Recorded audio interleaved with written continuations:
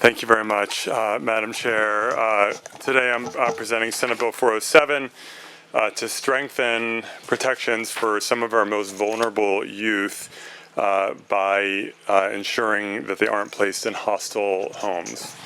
SB 407 will strengthen the resource family approval process by requiring explicit consideration of LGBTQ youth in home and environmental assessments, by creating standard documentation by the Department of Social Services for these assessments to include the needs of LGBTQ youth, by reviewing county-approved resource families to evaluate if they are meeting the needs of LGBTQ youth, and ensuring that resource families have the necessary skills, knowledge, and abilities to be parents to LGBTQ youth, and clarifying existing law that conduct that poses risk to the health and safety of LGBTQ youth is a valid reason for denial of a resource family.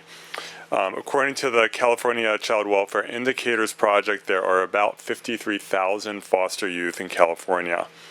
LGBTQ foster youth are about 30%. So approximately 1 in 3 foster kids in California identifies as LGBTQ. So this is not a tiny percentage. This is like if you are going to be a foster parent, there is a non-tiny chance, there's a reasonable chance that you will have an LGBTQ kid.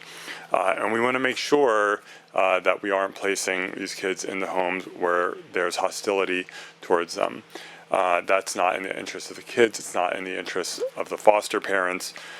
We know that kids who have parental support are dramatically more likely to succeed and dramatically less likely to attempt suicide.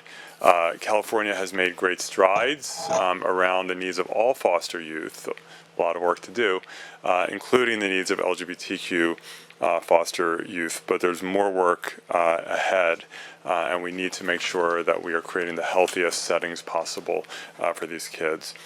So I respectfully ask for an aye vote, and with me today to testify is Jill Jacobs, the Executive Director of Family Builders, as well as Craig Pulsifer, the Legislative Director for Equality California, one of our sponsors. And we also, for technical assistance, if questions arise, have Tyler Rindy with the Alliance for Child and Family Services, also a sponsor. Thank you. Great. Senator Mehenvar. Thank you, Madam Chair. I think it's important to know that you can't assign a kid may not have came out, right? So if a 10-year-old is placed and then a year later they come out as LGBTQ, what do you do then, right? If we're looking to set aside, we're going to put the straight kids with the straight family. Gender is on a spectrum. It could be straight right now, and then they'll figure out their true identity and come out.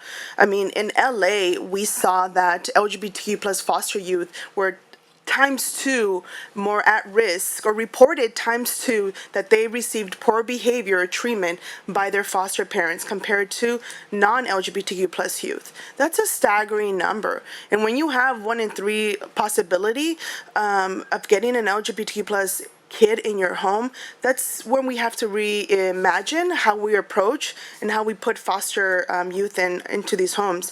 And to witnesses who are saying that we're further bottlenecking the amount of available foster homes, if you have 10 foster homes and 7 of those are not friendly for LGBTQ plus individuals, you don't have 10 foster homes. You have 3 foster homes. Those are the only options you have. So this at a time we're having the highest rates of anxiety, depression, suicidal ideation amongst our queer kids. This is pressing and very much needed to ensure that we protect and invest into these foster youth, because then California is going to have to come back and then pay for services, because they're going to fall into the homeless categories, because they also are disproportionately represented in our homeless population. And then we're going to have to figure out how to build even more housing, which we're already struggling with, and provide even more funding into our safety nets programs, which we're already struggling with. This is a preventative issue. This is an important issue. And kids' lives are literally on the line because they're committing suicide at rates that we've never seen before. So it's, Senator? we have to, I would Senator appreciate a Mancuso? little bit more time because Yes, my no, I'll colleague give got a you, little bit more I time. will so definitely would- give you more time. I just want to know, is there a question for the author? No, this is a comment because Okay, I feel thank you. that the author who's presenting this needs some support. And as the only queer person on this dais, I want to make sure my voice is heard. So I think that we have, where we're weighing right now are people's lives and people's comfort level.